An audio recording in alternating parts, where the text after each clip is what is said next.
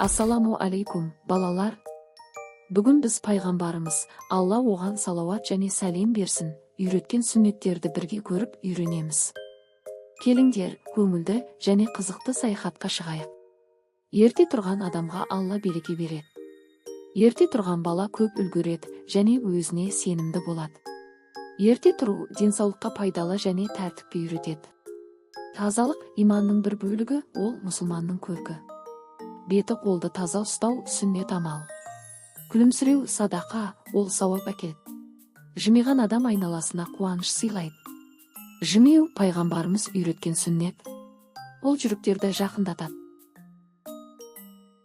Амандасу мұсылмандардың әдемі сүннеті.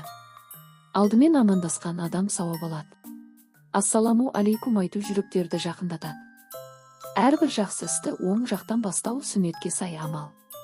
Оң қолмен, оң аяқпен. Оңмен бастаған іс оңай әрі сәтті болады. Тамақты бисмиллах деп бастау берекенің кілті.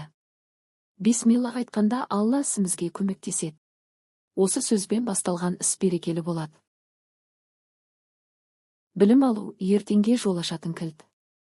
Кітап оқу үлкен армандарға жетелейді. Құран оқу жүрекке тыныштық сыйлайды. Құран оқыған бала білімді әрі мейірімді болып өседі. Ерте жату денсаулыққа пайдалы әрі сүннетке сай әдет. Ерте жатқан бала тез оянып сергек болады.